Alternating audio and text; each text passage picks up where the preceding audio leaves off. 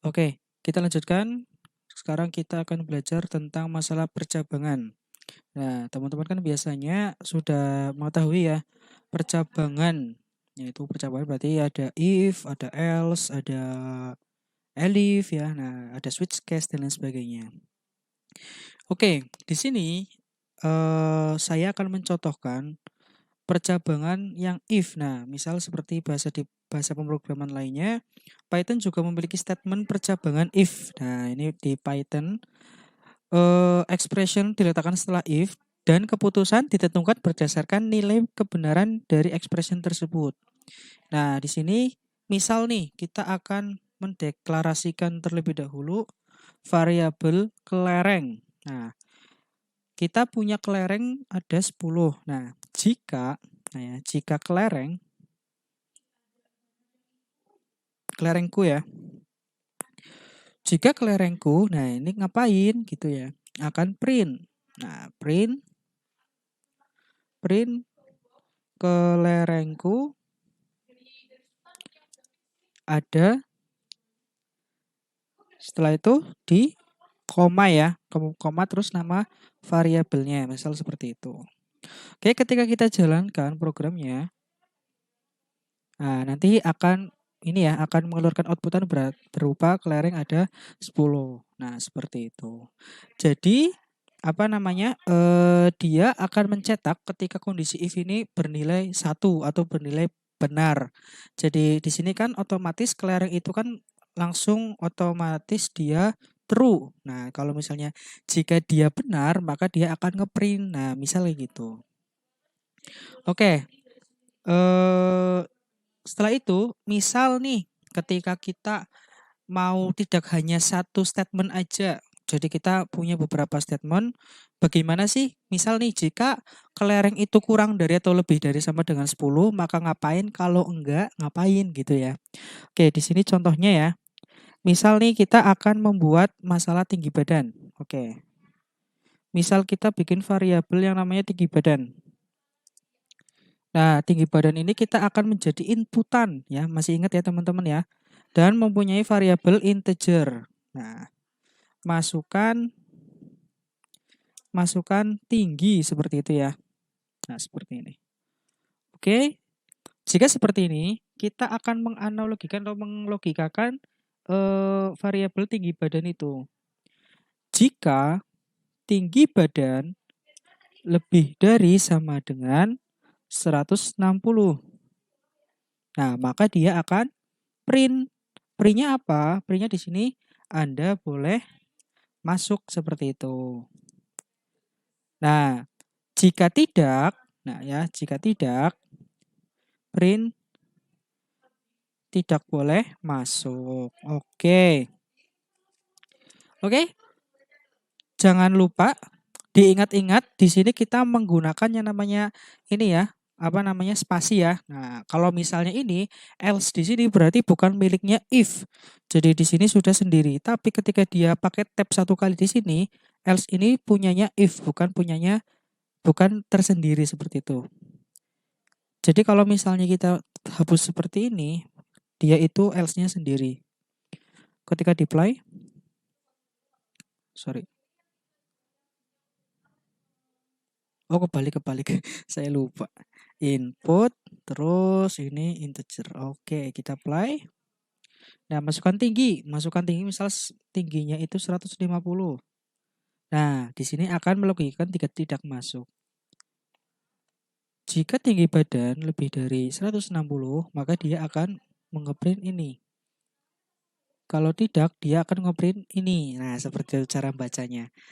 Misalnya ya, kita apply, masukkan tingginya itu 167 deh. Nah, di sini akan keluar Anda boleh masuk seperti itu. Oke, nah terus yang selanjutnya kita coba akan membuat tentang ganjil genap nih. Nah, ganjil genapnya gimana ya? Kita bikin berupa menentukan nih ini ganjil apa genap nilainya. Kita deklarasikan dulu variabel bilang mempunyai value berupa 4 ya, nilainya 4. Nah, kalau bilangan genap itu kalau misal dibagi 2 akan habis atau habis dibagi 2. Berarti if bilangan ya, bilangan dibagi 2 itu sama dengan 0.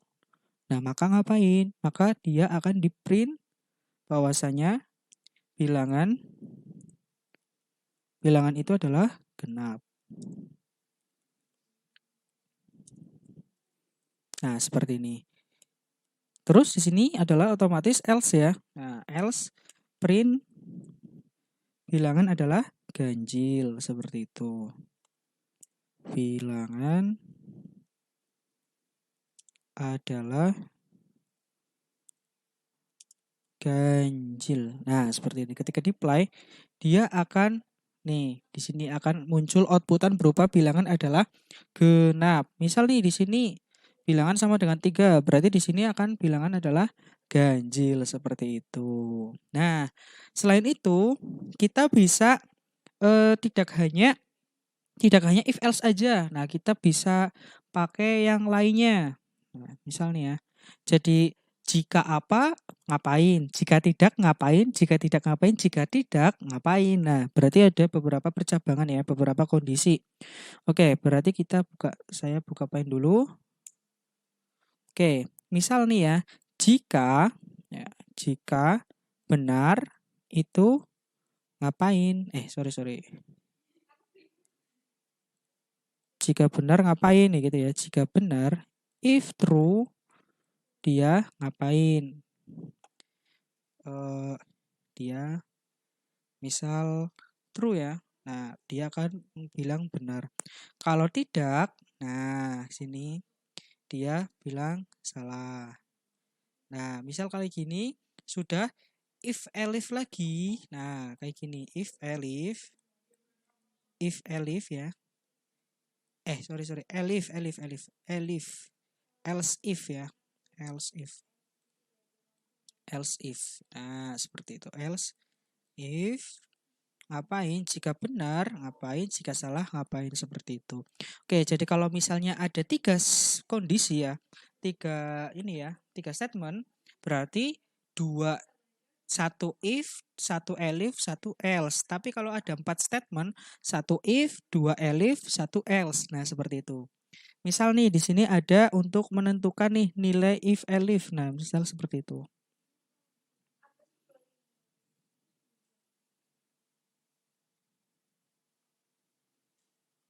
Oke, misal nih ya di sini ya.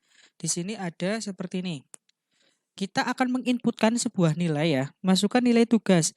Jika nilai lebih dari 80, maka akan mengeprint selamat Anda mendapatkan nilai A. Pertahankan. Kalau enggak, kalau misalnya nih nilainya lebih dari 70, berarti kan dari 71 sampai 79. Nah, dia akan mendapat nilai B. Kalau enggak, nah misalkan kayak gitu, kalau enggak nilai lebih dari 60 kan berarti 61 ke 69, maka akan nilai C. Nah, kalau misalnya enggak sama sekali, maka dia akan mendapatkan nilai D seperti itu. Jadi, kalau misalnya ada 4 kondisi seperti ini, 1 if, 2 elif, 1 else. Ketika dijalankan, nah masukkan nilai tugas Anda, misal 80 nih. Nah, dia akan dapat nilai B. Kenapa? Karena nilai B itu rank dari 70 sampai 80, dari 71 sampai 80. Misal kita jalankan lagi, kita isi dengan angka 81, dia akan mendapatkan nilai A. Nah, itu adalah contoh percabangan di contoh percabangan if elif ya. Jadi nanti teman-teman akan dikasih beberapa materi tentang ternary operator dan shorthand ternary. Nah, nanti teman-teman bisa cek di modul gitu ya. Oke, mungkin cukup saja dari saya. Cukup sekian, kita lanjut ke materi selanjutnya.